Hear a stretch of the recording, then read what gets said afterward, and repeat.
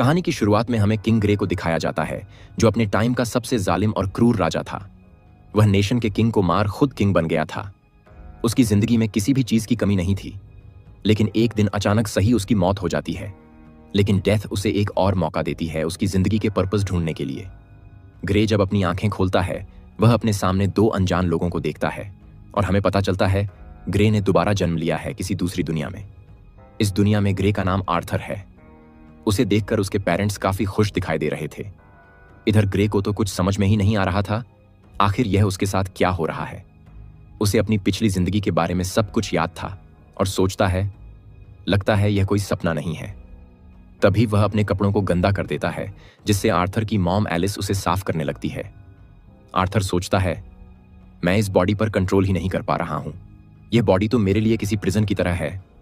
बाहर आर्थर के डैड रे ट्रेनिंग करते हुए खुद को चोट लगा लेते हैं। यह देख एलिस रे के पास आकर उसे हील करने लगती है। आर्थर तो कुछ समझ ही नहीं पाता, आखिर यह दोनों क्या कर रहे हैं, क्योंकि उसकी पिछली दुनिया में मैजिक जैसा कुछ भी नहीं था। इसके बाद रे अपनी टीम के साथ शिकार करने चला जाता है। शिकार करते वक्त वह थोड़ा घायल भी हो गया था, जिसे घर आने के बाद एलिस हील कर देती है। आर्थर समझ गया था यह सभी मैजिक यूज कर रहे हैं और अलग अलग लोगों के पास अलग अलग मैजिक होता है और वेपन्स के साथ आप अपने स्ट्रेंथ को इंक्रीज कर सकते हो। आर्थर सोचता है, जहां वेपन्स होते हैं वहां खतरा जरूर होता है, मुझे जल्द से जल्द मैजिक यूज करना सीखना होगा। इसके बाद एलिस उसे सुला देती है। किंग ग्रे काफी अरसे बाद चैन की नींद सो रहा था, क्योंकि उसकी पिछली जिंदगी में दुश्मनों के कारण वह ठीक से सो भी नहीं पाता था। ऐसे ही कुछ महीने बीत जाते हैं और आर्थर अब चलने लगा था। आर्थर पहली बार अपने आप को शीशे में देखता है।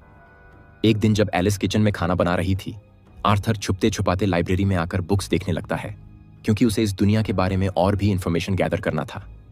आर्थर को पता चलता है वह जिस नेशन पर रह रहा है उसका नाम डिकथन है और यह नेशन 3 किंगडम्स मिलकर बना है। पहले किंगडम का नाम ड्वार्फ किंगडम है, जहां पर ड्वार्फ्स रहते हैं। दूसरे किंगडम को एलेनोर किंगडम या फॉरेस्ट किंगडम कहा जाता है, जहां एल्फ्स रहते हैं। तीसरे किंगडम का नाम सेवेंट किंगडम है, जहां पर ह्यूमंस रहते हैं और आर्थर इसी किंगडम पर पैदा हुआ था। आर्थर को यह भी पता चलता है यहां पर किंग जनरेशन वाइज बनते हैं, यानी किंग के बेटे को ही किंग बनाया जाता है, न कि उसकी पिछली दुनिया की तरह वॉर करके किंगडम हासिल किया जाता है। इसके बाद वह कुछ मैजिक्स के बुक्स को देख रहा था। उसे पता चलता है इस दुनिया में माना की वजह से लोग मैजिक यूज कर पाते हैं और 100 में से कोई एक ही माना को कंट्रोल कर पाता है। माना 2 टाइप्स के होते हैं, ऑगमेंटिंग और कॉन्जरिंग। जिन लोगों के पास ऑगमेंटिंग माना है वे अपने स्ट्रेंथ को काफी इंक्रीज कर सकते हैं, और जिन लोगों के पास कंज्यूरिंग माना है वे अपने माना को किसी भी तरह से यूज कर सकते हैं, जैसे स्पेल्स, एलिमेंट्स एटसेट्रा। माना को पहले अपने बॉडी में फ्लो किया जाता है, उसके बाद माना कोर से उसे कंट्रोल किया जाता है। वह अब इसे ट्राई करने जा रहा था, क्योंकि उसकी पिछली दुनिया में भी ऐसा ही एक कॉन्सेप्ट था जिससे KI कहा जाता है। वह इसे ट्राई करने ही वाला था, तभी एलिस आकर उसे उठा लेती है और देखती है आर्थर ने फिर से कपड़े गंदे कर लिए। यह देख वह उसे बाहर ले जाने लगती है।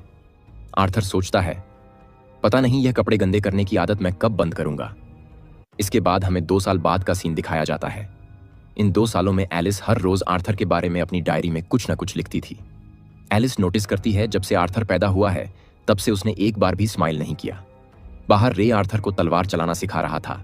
यह देखकर एलिस उस पर काफी गुस्सा करने लगती है। बेचारा रे तो बस डांट खाए जा रहा था। यह देखकर आर्थर को लगता है शादी के बाद घर में लड़कियां ही किंग बन जाती हैं। उसी दिन एलिस आर्थर को मार्केट में ले आई थी। यहां से आर्थर को इस दुनिया के बारे में और भी काफी चीजें पता चलता है। घर आते आते आर्थर काफी थक गया था और अपनी मॉम के पीठ पर ही सो गया था। आर्थर सोचता है, पता नहीं क्यों, लेकिन इन दोनों का साथ मुझे काफी अच्छा लग रहा है। असल में अपनी पिछली जिंदगी में आर्थर अनाथ था और पेरेंट्स का प्यार क्या होता है उसने कभी भी महसूस ही नहीं किया था, और जिंदगी में पहली बार पेरेंट्स का प्यार पाकर उसे खुशी महसूस हो रहा था। एक दिन जब आर्थर रे को ट्रेनिंग करता हुआ देख रहा था, रे आर्थर को इंप्रेस करने के लिए कुछ छोटे पत्थरों को तोड़कर कहता है, हूना में गबरू नौजवान। लेकिन आर्थर तो इससे इंप्रेस नहीं हुआ था।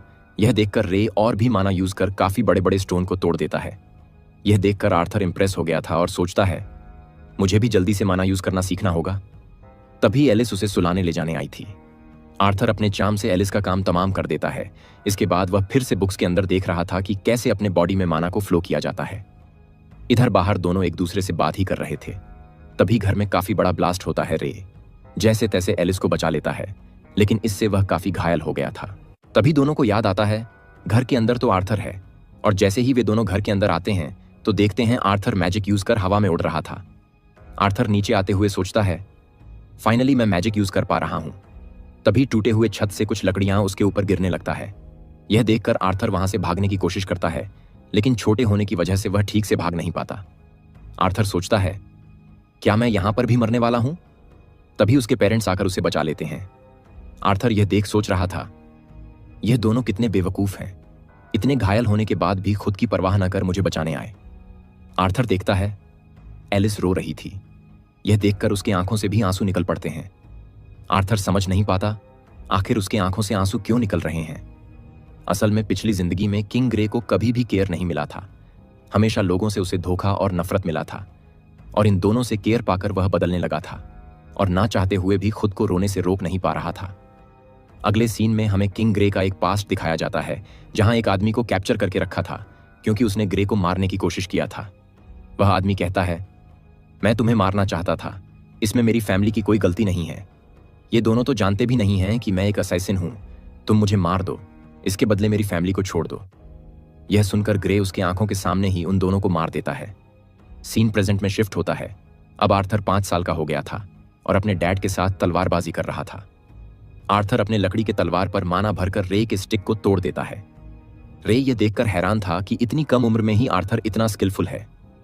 अंदर आकर रे एलिस से कहता है कि वह आर्थर को बाहर किसी प्रोफेशनल टीचर से ट्रेनिंग दिलवाना चाहता है। यह सुनकर एलिस मना करने लगती है क्योंकि इससे आर्थर को घर छोड़कर जाना पड़ेगा, और इतनी कम उम्र में वह आर्थर को अपने आप से दूर नहीं करना चाहती थी। और इसी बात को लेकर दोनों झगड़ने लगते हैं। आर्थर कहता है, क्यों ना आप दोनों भी मेरे साथ चले। यह सुनकर दोनों काफी खुश हो जाते हैं और काफी एक्साइटमेंट से पैकिंग करने लगते हैं। आर्थर सोचता है, अभी तो ये दोनों झगड़ रहे थे, सच में इन दोनों को समझना काफी मुश्किल है। अगले दिन सभी को लेने रे की पुरानी टीम आई थी। आर्थर को देखकर सब काफी खुश दिखाई दे रहे थे। रोज तो उसे इतनी जोर से हग कर लेती है जिससे आर्थर का दम ही घुट गया था। इसके बाद सभी सिटी के लिए निकल पड़ते हैं आर्थर को। यह ट्रैवलिंग काफी अजीब लग रहा था क्योंकि पिछली दुनिया में वह ट्रैवलिंग के लिए फ्लाइंग शिप का इस्तेमाल करता था। कुछ घंटे ट्रैवल करने के बाद सभी थोड़े टाइम के लिए रेस्ट कर रहे थे। तभी उन लोगों पर कुछ वुल्फ्स हमला कर देते हैं, जिन्हें रे और उसकी टीम काफी आसानी से हरा दिया था। रात में सभी यहीं पर ही रुक गए थे। एलिस देखती है रे के चोट से अभी भी खून बह रहा है। यह देखकर वह उसे हील करने जाती है, लेकिन इससे पहले सभी चारों तरफ नजर रखने लग गए थे, क्योंकि एलिस एक स्पेशल टाइप की मैज है और दुनिया में इस टाइप के मैज काफी रेयर होते हैं, जिन्हें हासिल करने के लिए लोग कुछ भी कर सकते हैं। आगे सीरीज में आपको पता चलेगा मैं ऐसा क्यों कह रहा हूं। खाने के बाद एडम आर्थर को प्रैक्टिस के लिए लड़ने आने को कहता है। आर्थर भी लड़ने के लिए मान जाता है। एडम ने अपने भाले को कपड़े से कवर कर लिया था ताकि आर्थर को चोट न लगे, लेकिन वो कुछ कर पाता उससे पहले ही आर्थर काफी स्पीड से जाकर गोटू पर हमला कर देता है। बचने के चक्कर में एडम ने अपने मैना को रिलीज कर लिया था, जिससे आर्थर हवा में उड़ गया था। सभी लोग एडम को माना यूज करने के लिए डांटने लगते हैं। एडम बताता है, आर्थर इतने कम उम्र में भी काफी स्ट्रांग है और बचने के चक्कर में उससे माना यूज हो गया। उधर जैस्मिन आर्थर के पास आकर पूछती है, आखिर तुम इतनी स्पीड से एडम के पास कैसे पहुंचे? आर्थर समझ गया था जब तक वह नहीं बताएगा जैस्मिन उसका पीछा नहीं छोड़ेगी। ऐसे ही दिन बीतने लगते हैं और बीच बीच में सभी आर्थर को कुछ न कुछ सिखा रहे थे। वहीं आर्थर भी जैस्मिन को स्पीड इस्तेमाल करना सिखा रहा था, जिससे जैस्मिन आर्थर के साथ काफी घुल मिल गई थी। आर्थर के बर्थडे वाले दिन जैस्मिन उसे गिफ्ट के तौर पर उसका ही एक नाइफ देती है। इधर जैस्मिन को इतना घुलते मिलते देख टीम के सारे मेंबर्स हैरान थे, क्योंकि जैस्मिन ज्यादा किसी से बात नहीं करती थी। इधर आर्थर कुछ दिनों से नोटिस कर रहा था उसकी मॉम की तबीयत कुछ ठीक नहीं है। इसके बाद जब सभी ट्रैवलिंग कर रहे होते हैं, उन लोगों पर लुटेरे हमला कर देते हैं। लुटेरों का लीडर कहता है, सबको मार दो, सिर्फ लड़कियों को छोड़ देना। इसके बाद सारे लुटेरे उन पर टूट पड़ते हैं। सभी मिलकर लुटेरों से लड़ रहे थे, लेकिन नंबर्स के मामले में लुटेरे उनसे काफी ज्यादा थे। लुटेरों का लीडर रे पर काफी जोर से वार करता है, जिससे रे काफी घायल हो गया था। यह देख एलिस उसे हील करने आ रही थी, लेकिन रे उसे मना कर देता है, क्योंकि अगर इन लोगों को एलिस के बारे में पता चल गया तो सब उसके पीछे पड़ जाएंगे। रे आर्थर से कहता है, अपनी मॉम को लेकर यहां से भाग जाओ, लेकिन आर्थर यहीं रुककर लड़ना चाहता था। तभी रे बताता है, तुम्हें अपनी मॉम को प्रोटेक्ट करना चाहिए, क्योंकि वो प्रेग्नेंट है। आर्थर समझ गया था उसकी मॉम की तबीयत क्यों खराब थी। यह जानकर आर्थर जल्दी से एलिस को लेकर वहां से भागने लगता है। लुटेरों का लीडर उन दोनों के पीछे जा रहा था, लेकिन रे उसे रोक देता है। आर्थर भागते हुए सोच रहा था, मैं एक ऐसा इंसान था जो लोगों से सब कुछ छीन लिया करता था। आज मुझसे ही सब कुछ छीना जा रहा है। शायद इसे ही कार्मा कहते हैं। तभी एक मेज उन दोनों पर हमला कर देता है। आर्थर ने एलिस को धक्का देकर साइड कर दिया था, जिससे हमला सीधा उस पर लगता है और वो नीचे खाई में गिर जाता है। लेकिन गिरते वक्त उसने उस मेज को भी खाई में गिरा दिया था। सभी उसे बचाने की कोशिश करते हैं, लेकिन बचा नहीं पाते। आर्थर गिरते हुए सोच रहा था, अब मैं उस आदमी के फीलिंग को समझ पा रहा हूं। किसी अपने को खोने का दर्द क्या होता है। काश मैं इन दोनों के साथ कुछ और वक्त बिता पाता। और वह नीचे गिर जाता है। रात में जब आर्थर को होश आया था, वह देखता है इतने ऊपर से गिरने के बाद भी उसे ज्यादा चोट नहीं आई। और सामने देखने पर उसके होश उड़ जाते हैं, क्योंकि सामने एक काफी बड़ा डेमन था जो उसे ही घूर रहा था। सीन कट होके हमें एक लेडी और एक बच्ची को दिखाया जाता है जो कह रहे थे उन्हें एक काफी खूबसूरत चीज मिला है, शायद दोबारा उन्हें ऐसी खूबसूरत चीज ना मिले। लेडी कहती है शायद कुछ बुरा होने वाला है। यह सुनकर वो बच्ची बताती है अगर ऐसा ही रहा तो शायद हो सकता है, तो मुझे क्या करना चाहिए। लेडी कहती है तुम जानते हो तुम्हें क्या करना है। यह सुनकर वो बच्ची बताती है कि वो ज्यादा देर तक उसे सीक्रेट नहीं रख पाएगी। लेडी काफी प्यार से कहती है ठीक है, कोई बात नहीं। इधर आर्थर इस डीमन को देख काफी घबरा गया था और बिना कुछ सोचे ही डीमन पर हमला कर देता है। डीमन आर्थर को अपने एक ही उंगली से दूर फेंक देती है और कहती है डरो मत, मैं तुम्हें नुकसान नहीं पहुंचाऊंगी। इस डीमन का नाम सिल्विया है। आर्थर डरते हुए सिल्विया से कुछ कहने जा रहा था, लेकिन सिल्विया उसके बातों को टालते हुए कुछ मैजिकल फ्रूट्स लाकर आर्थर को देती है खाने के लिए। आर्थर खड़े होते हुए सिल्विया से फिर से कुछ पूछने जा रहा था, लेकिन चोट लगे होने की वजह से उसे काफी दर्द होता है। सिल्विया कहती है जब तक तुम ये फ्रूट्स नहीं खा लेते तब तक मैं तुम्हारे किसी भी सवाल का जवाब नहीं दूंगी। आर्थर जल्दी जल्दी फ्रूट्स खा लेता है और अपने पेरेंट्स के बारे में पूछता है। सिल्विया बताती है वो इस जगह से बाहर नहीं निकल सकती, लेकिन वो अपने मैजिक से काफी दूर तक देख सकती है। और आर्थर को दिखाती है उसके पेरेंट्स लुटेरों को हराने के बाद कुछ दिन पहले ही अपने रास्ते पर निकल गए। यह जानकर आर्थर काफी इमोशनल हो जाता है कि उसके मॉम डैड सही सलामत हैं और रोते हुए सिल्विया को थैंक्स कहता है। ऐसे ही कुछ दिन बीत जाते हैं और इन मैजिकल फ्रूट्स खाने की वजह से आर्थर काफी तेजी से रिकवर हो गया था। आर्थर को जल्दी से अपने पेरेंट्स के पास जाना है, लेकिन अभी ऐसा नहीं हो सकता, क्योंकि सिल्विया ने बताया था वे लोग अभी एल्शायर फॉरेस्ट के काफी अंदर हैं और यहाँ पर काफी खतरनाक मैजिकल बीस्ट्स और लुटेरे घूमते रहते हैं। लेकिन सिल्विया उसे इस फॉरेस्ट से बाहर निकाल सकती है, स्पेस में रास्ता बनाकर, लेकिन इसके लिए उसे कुछ टाइम चाहिए। इसके बाद आर्थर एक स्टिक उठाकर ट्रेनिंग करने लग जाता है। आर्थर सोच रहा था सिल्विया को जो घाव लगे हैं वो जरूर किसी से लड़ते वक्त लगे होंगे, लेकिन सिल्विया ने मुझे इसके बारे में कभी भी कुछ नहीं बताया। जब मैंने पहली बार सिल्विया को देखा था तब मैं काफी डर गया था, लेकिन सच कहूं तो सिल्विया काफी काइंड हार्टेड है। इसके बाद आर्थर अपने माना कोर की प्रैक्टिस करने लगता है। सिल्विया ये देखकर हैरान थी कि इतने कम उम्र में ही आर्थर माना कोर को कंट्रोल कर पा रहा है। सिल्विया अपने हाथों में मैजिक करते हुए आर्थर से कहती है क्या तुम ये कर पाओगे। आर्थर ये देखकर हैरान था कि सिल्विया माना कलेक्ट करने के साथ साथ मैजिक भी यूज कर रही हैं, जबकि नॉर्मली लोग एक टाइम पर एक ही चीज को कंट्रोल कर पाते हैं, या माना या फिर मैजिक। सिल्विया बताती है ह्यूमंस को माना और मैजिक को लेकर काफी मिसअंडरस्टैंडिंग है, लेकिन दूसरे मैजिकल बीस्ट माना को कलेक्ट करने के साथ साथ मैजिक भी यूज कर पाते हैं।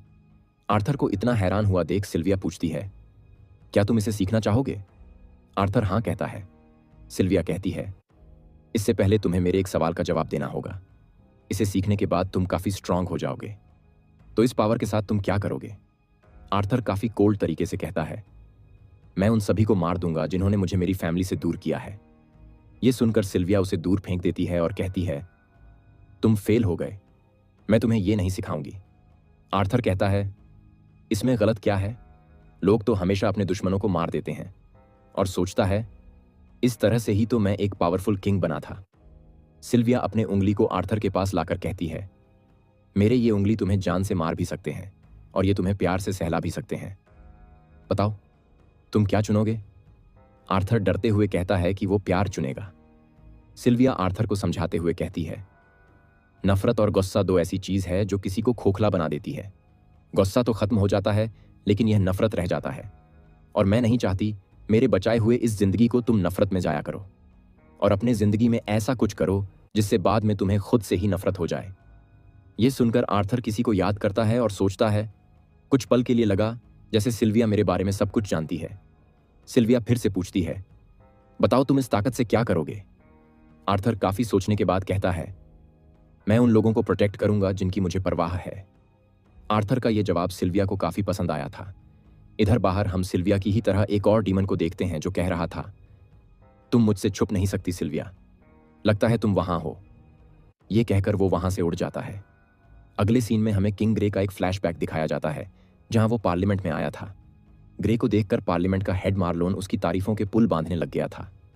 ग्रे सोचता है, किंग तो मैं बस नाम का हूं, असली पावर तो पार्लियामेंट के पास है जो नेशन के रूल्स एंड लॉज बनाते हैं। इनके लिए मैं बस एक किलिंग मशीन से ज्यादा और कुछ भी नहीं हूं। मार्लोन ग्रे के पास आकर पूछता है, माय लॉर्ड क्या आपको कुछ चाहिए? लेकिन ग्रे बिना कुछ कहे ही वहां से चला जाता है।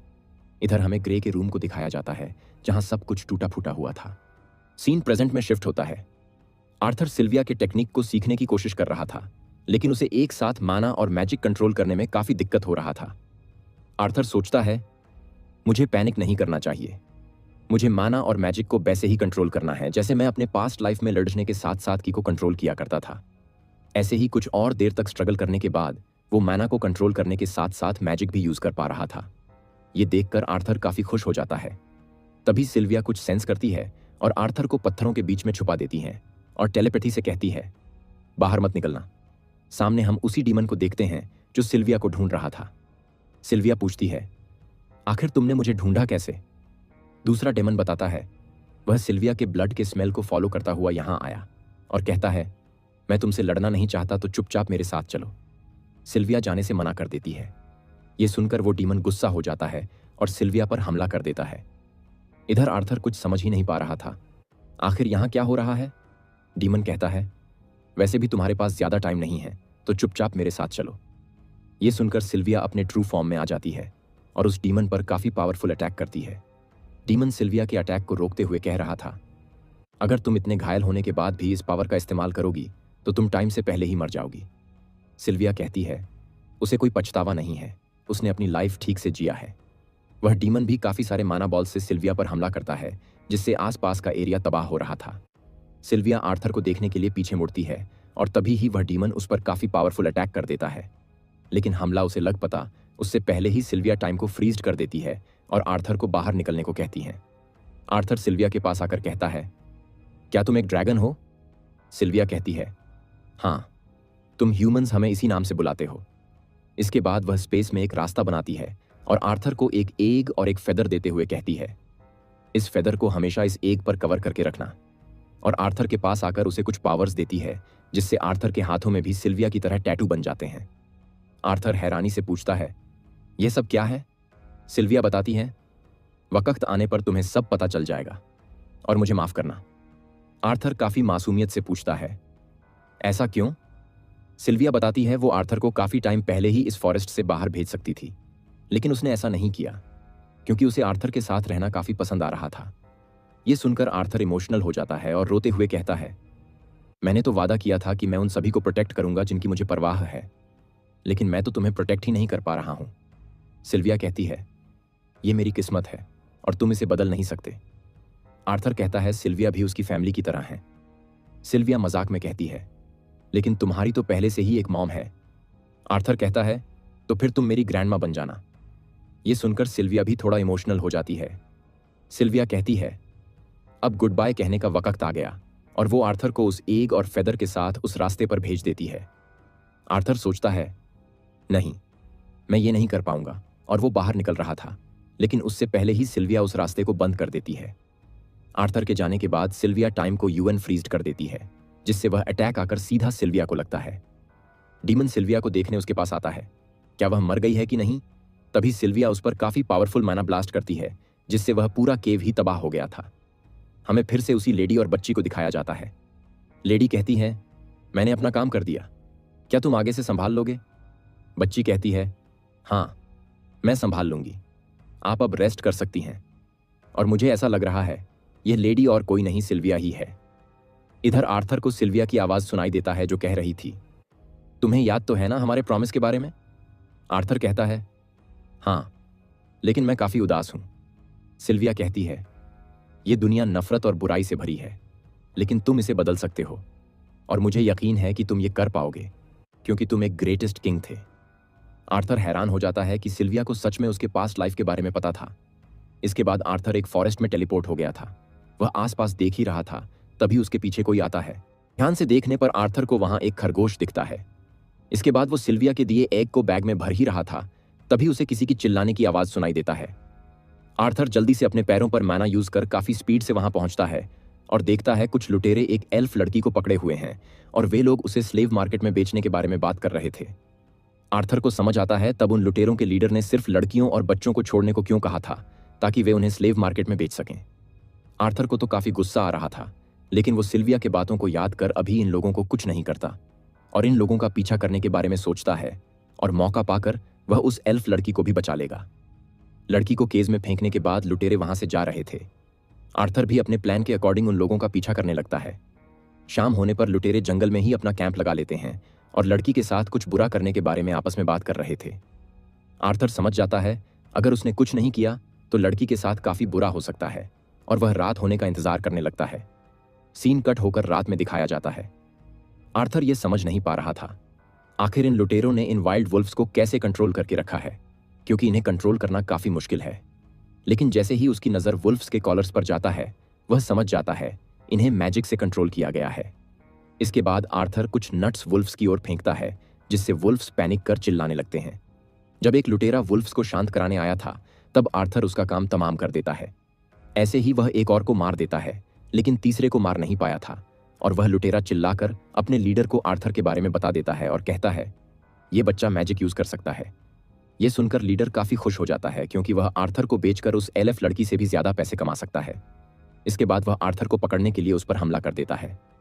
आर्थर लड़ने की कोशिश कर रहा था, लेकिन छोटे होने की वजह से वह ठीक से लड़ नहीं पा रहा था और आखिर में लीडर उसे पकड़ लेता है।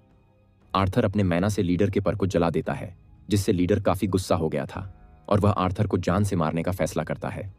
लेकिन वह कुछ कर पाता उससे पहले ही आर्थर जैस्मिन के नाइफ से उसका काम तमाम कर देता है। इसके बाद वो आखिरी बचे हुए लुटेरे के पास आता है। आदमी डरते हुए कहता है मुझे जाने दो। आर्थर काफी कोल्ड तरीके से कहता है उस लड़की ने भी तुमसे यही कहा था, क्या तुमने उसे जाने दिया? यह कहकर वह उसका भी काम तमाम कर देता है। इसके बाद आर्थर केज में आकर लड़की के हाथ पैरों को खोल रहा था। तभी कुछ सेकंड के लिए वह अपने सामने किसी और को ही देखता है, लेकिन वापस से सब कुछ नॉर्मल हो गया था। आर्थर समझ नहीं पाता अभी क्या हुआ, लेकिन अभी के लिए वह इस पर ज्यादा ध्यान ना देकर लड़की को बाहर ले आता है। लड़की अभी भी काफी डरी हुई थी। आर्थर कहता है अब तुम घर लौट सकती हो, अब तुम्हें कोई परेशान नहीं करेगा। भाई हमारा आर्थर तो जेंटलमैन निकला। आर्थर लुटेरों से कुछ जरूरी सामान लेकर वहां से जा रहा था, तभी लड़की उसके पाकर लेती है। आर्थर तो कुछ समझ नहीं पता क्या करें और कहता है अब वो बुरे आदमी तुम्हारे पीछे नहीं आएंगे और ऊपर से तो जंगल एल्फ्स के लिए सेफ होता है। लड़की बताती है वह अपने घर से काफी दूर आ गई है और यहां उसे खतरा हो सकता है। सिचुएशन को समझते हुए और सिल्विया के बातों को याद कर आर्थर सोचता है वो ऐसे ही एक बच्ची को अकेले जंगल में नहीं छोड़ सकता और कहता है चलो मैं तुम्हें तुम्हारे घर छोड़ दूंगा। यह सुनकर लड़की काफी खुश हो जाती है। इस लड़की का नाम टेसिया है। टेसिया कहती है हमें इनका क्या करना चाहिए। आर्थर को पता नहीं था इन वाइल्ड वुल्फ्स को कैसे कंट्रोल किया जाता है, इसलिए वह इन्हें ऐसे ही छोड़ने का फैसला करता है। टेसिया कहती है अगर हम लोग इन्हें ऐसे ही छोड़ देंगे तो बंधे होने की वजह से यह कहीं नहीं जा पाएंगे और मर जाएंगे, और वह वुल्फ्स के पास जाकर उनके कॉलर्स को निकालने लगती है। आर्थर को डर था कहीं छूटने के बाद वुल्फ्स उन पर ही ना हमला कर दें, लेकिन वुल्फ्स बिना कुछ किए ही वहां से चले जाते हैं। टेसिया आर्थर की तरफ मुड़ते हुए कहती है हुना में कमाल की। यह सुनकर आर्थर भी स्माइल करता है। अगली सुबह दोनों टेसिया के घर के रास्ते पर निकल जाते हैं। कुछ रास्ता तय करने के बाद दोनों कुछ टाइम के लिए रेस्ट करते हैं। टेसिया आर्थर से पूछती है आखिर वह इस जंगल में आया कैसे। आर्थर बता देता है वो भी लुटेरों की वजह से अपने पेरेंट्स से अलग हो गया था। खाने के बाद दोनों फिर से अपने रास्ते पर आगे बढ़ने लगते हैं। आर्थर नोटिस करता है टेसिया ने जिन वुल्फ्स को छोड़ा था उनमें से एक उनका पीछा कर रहा है। रात में कैंप लगाने के बाद आर्थर बाहर ही पहरा देने के बारे में सोच रहा था, क्योंकि उसे डर था कहीं रात में वो वुल्फ उन पर हमला न कर दे। लेकिन टेसिया को अंदर अकेले डर लग रहा था और वह आर्थर को भी अंदर आने के लिए कहती है। टेसिया के जिद करने पर आर्थर अंदर चला आता है। टेसिया कहती है बच्चों को रात में अकेले बाहर नहीं होना चाहिए, इसलिए मैंने तुम्हें अंदर बुला लिया। तुम ये मत समझ लेना कि मुझे भूतों से डर लग रहा था। आर्थर हंसते हुए कहता है हाँ, मैं सब समझ गया, तुम्हें भूतों से कोई डर नहीं लगता। इसके बाद कुछ इधर उधर की बातें करने के बाद दोनों सो जाते हैं। अगले दिन दोनों फिर से अपनी जर्नी को कंटिन्यू करते हैं। टेसिया आर्थर के साथ काफी घुल मिल गई थी और वह आर्थर को अपने एलिनोर किंगडम के बारे में बता ही रही थी। तभी अचानक से ही आर्थर के माना कोर में काफी दर्द महसूस होने लगता है। टेस्सिया को लगता है शायद ज्यादा जर्नी की वजह से आर्थर बीमार हो गया है और वह कुछ मेडिसिनल हर्ब ढूंढने चली जाती है। इधर आर्थर का डर बढ़ता ही जा रहा था और तभी उसके सामने वही वुल्फ आ जाता है। टेस्सिया भी वहां आ गई थी। आर्थर को डर था कहीं वुल्फ उन पर हमला न कर दे, लेकिन वो वुल्फ उनके लिए एक शिकार लाया था और वह वहीं पर रखकर वहां से चला जाता है। रात में दोनों वुल्फ के लाए शिकार के मीट को पकाकर एंजॉय कर रहे थे। टेस्सिया ने भी आर्थर के लिए कुछ मशरूम लाई थी, लेकिन उन्हें खाने के बाद बेचारे का तो पेट ही खराब हो गया था। सोने से पहले टेस्सिया आर्थर को अपने ड्रीम के बारे में बताती है कि उसे इंसानों और ड्राफ के किंगडम को देखना है, लेकिन उसे डर भी लगता है क्योंकि उसने सुना है इंसान काफी मतलबी और बुरे होते हैं। इसी वजह से एलिनोर किंगडम के लोग इंसानों को ज्यादा पसंद नहीं करते। लेकिन टेस्सिया के बातों को सुनने से पहले ही आर्थर सो गया था क्योंकि वो इन दिनों खुद को काफी ज्यादा पुश कर रहा था और बेचारा थक भी गया था। आर्थर को सोता हुआ देख टेस्सिया उसे ब्लैंकेट कर देती है और खुद भी सो जाती है। अगली सुबह दोनों फिर से अपनी जर्नी को कंटिन्यू रखते हैं। आर्थर के मानाकोर का दर्द अभी भी कम नहीं हुआ था, लेकिन टेस्सिया के पूछने पर वह बताता है कि वह ठीक है। कुछ और आगे बढ़ने पर दोनों को एलिनोर किंगडम का एंट्रेंस दिखाई देता है। टेस्सिया एंट्रेंस देख काफी खुश हो जाती है और अंदर जाते हुए आर्थर को भी अपने साथ चलने के लिए कहती है। आर्थर कुछ समझ पाता उससे पहले ही टेस्सिया ने उसका हाथ पकड़ लिया था, जिससे वह भी टेस्सिया के साथ एलिनोर किंगडम में चला आया था। आर्थर खुद को संभाल पाता उससे पहले ही कुछ रॉयल गार्ड्स उसे पकड़ लेते हैं। आर्थर मदद के लिए टेस्सिया की ओर देखता है, लेकिन टेस्सिया बिना कुछ किए बस को आर्थर घूर रही है। गार्ड्स कहते हैं, आखिर एक इंसान यहां क्या कर रहा है? आर्थर फिर से टेस्सिया की ओर देखता है, लेकिन टेस्सिया अब भी कुछ नहीं कर रही थी, बस चुपचाप आर्थर के साथ ऐसा होते हुए देख रही थी। आर्थर को लगता है टेस्सिया ने उसे धोखा दिया है और टेस्सिया पर भरोसा कर उसने गलती किया।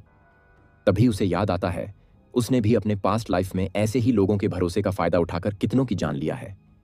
गार्ड्स आपस में कह रहे थे उन्हें इस इंसान को मार देना चाहिए, और जैसे ही वे आर्थर पर वार करने जा रहे थे तभी टेस्सिया आगे आकर गार्ड्स को रोकते हुए कहती है, आर्थर को मत मारो, इसने मेरी जान बचाई है।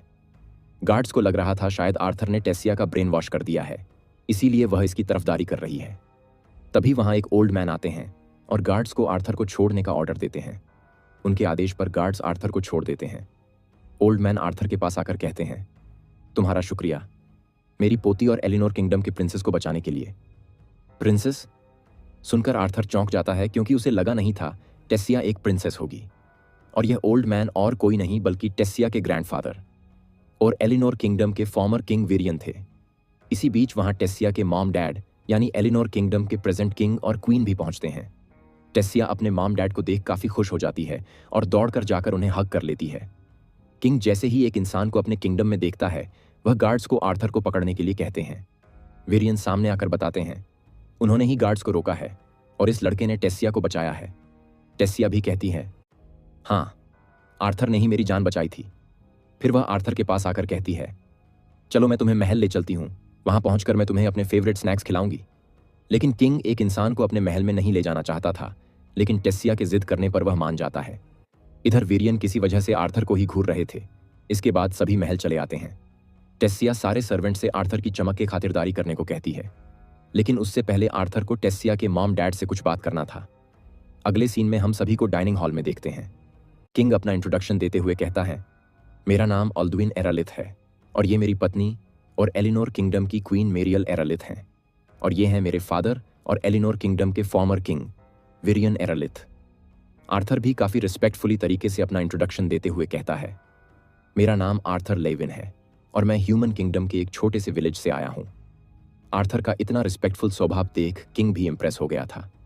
इसके बाद आर्थर अपनी कहानी बताता है कि वह कैसे अपने पेरेंट्स से अलग हो गया, कैसे टेस्सिया से मिला और कैसे उसे स्लेव ट्रेडर्स से बचाया, लेकिन वह सिल्विया के बारे में कुछ नहीं बताता। स्लेव ट्रेडर्स सुनकर एल्ड्विन गुस्सा होकर कहते हैं, यह इंसान ही है जो हमेशा से ही ऐसा करते हैं। विरियन पूछते हैं, आखिर आर्थर ने टेस्सिया को बचाया कैसे? क्योंकि बातचीत से तो वे लुटेरे टेस्सिया को नहीं छोड़ते। आर्थर बताता है वह मैजिक यूज कर सकता है और उसने जैसे तैसे प्रिंसेस को बचाया है, लेकिन यह नहीं बताता कि उसने उन सभी लुटेरे को मार दिया है। ऑल्ड्विन को आर्थर के बातों पर यकीन नहीं हो रहा था कि एक छोटा सा लड़का मैजिक यूज कर सकता है। तभी वह पहले वाला गार्ड कहता, हे जरूर इस इंसान ने प्रिंसेस का ब्रेन वॉश किया है और अपनी तलवार निकाल रहा था। विरियन सभी को शांत होने के लिए कहते हैं। तभी टेस्सिया उठकर बताती है, आर्थर झूठ नहीं कह रहा, मैंने सुना था वे लोग मुझे बेचने के बारे में बात कर रहे थे। टेसिया के साथ इतना बुरा होने वाला था, यह समझकर मेरियल उसे गले लगा लेती है। सिचुएशन को समझते हुए ऑल्डविन कहते हैं, ठीक है, मैं तुम पर यकीन करता हूं। आर्थर कहता है, वो इस किंगडम में गलती से आ गया और वो चाहता है एज अ फेवर ऑल्डविन उसे उसके फैमिली के पास पहुंचा दें। रिक्वेस्ट सुनकर ऑल्डविन गुस्सा हो जाते हैं और काफी रूड तरीके से कहते हैं, तुम्हें लगता है मैं एक इंसान की मदद करूंगा? तुमने ऐसा सोच भी कैसे लिया?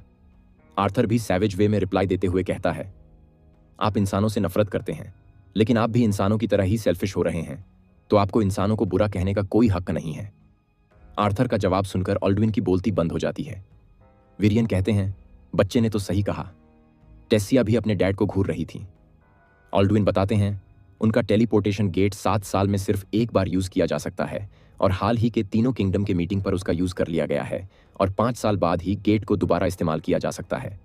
लेकिन आर्थर को फिक्र करने की कोई जरूरत नहीं है, ऑल्डविन अपने कुछ गार्ड्स से कहकर उसे उसके पेरेंट्स के पास पहुंचा देगा।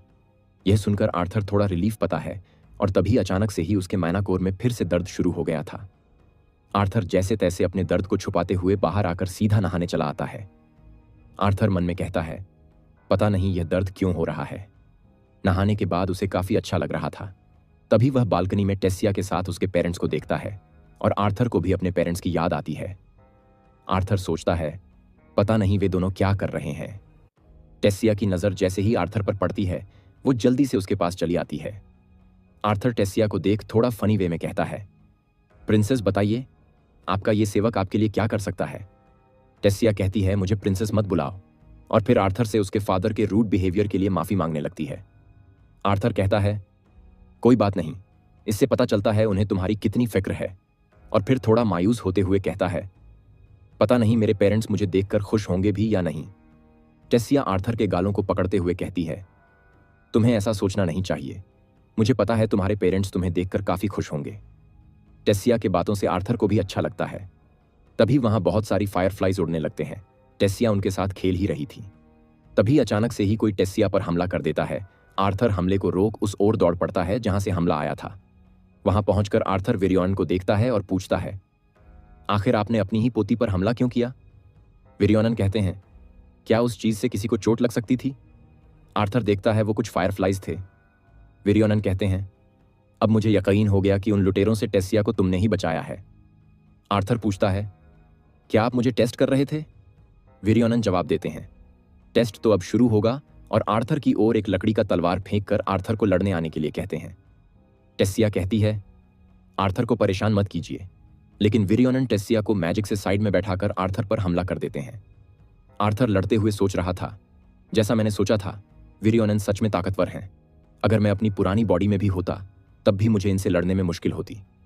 लड़ते लड़ते विरियन आर्थर के तलवार को तोड़ देते हैं और एक टूटा हुआ हिस्सा टेसिया की ओर जा रहा था, जिसे आर्थर दूसरे टूटे हुए हिस्से से ब्लॉक कर टेसिया को बचा लेता है। इसके बाद आर्थर मैना से लड़ने की कोशिश कर रहा था, लेकिन वो अब भी विरियन पर एक भी अटैक लैंड नहीं कर पा रहा था। विरियन लड़ते हुए कहते हैं, मानना पड़ेगा, तुम्हारे अंदर स्किल्स तो हैं, और आर्थर को पीछे धकेल देते हैं। लेकिन आर्थर काफी स्पीड से दोबारा सामने आकर विरियन पर एक अटैक लैंड करने में कामयाब हो जाता है। विरियन थोड़ा हैरानी के साथ साथ इंप्रेस भी थे और कहता है, मुझे यकीन नहीं हो रहा कि मैं एक छोटे लड़के से हार गया, लेकिन कोई बात नहीं, राउंड 2 तो अब भी बाकी है। वह लड़ने जाने ही वाले थे। तभी टेसिया उनके बम पर चिकूटी काटते हुए कहती है, मेरे आर्थर को परेशान मत करो। विरियन खुद को संभालते हुए कहते हैं, हाँ तो मैं क्या कह रहा था, हाँ तुम सच में काफी कमाल के हो आर्थर, क्या तुम मेरे स्टूडेंट बनना चाहोगे? ऑफर सुनकर आर्थर थोड़ा चौंक जाता है, लेकिन कहता है, मुझे खुशी है कि आपने ऐसा सोचा, लेकिन मेरे मॉम डैड को अभी भी यह नहीं पता कि मैं जिंदा हूं। उनसे मिलने के बाद मैं आपके ऑफर का जवाब दूंगा। विरियन कहते हैं, अगर मैं कहूं कि तुम यहीं से ही अपने मॉम डैड से कांटेक्ट कर सकते हो, तब तुम क्या करोगे?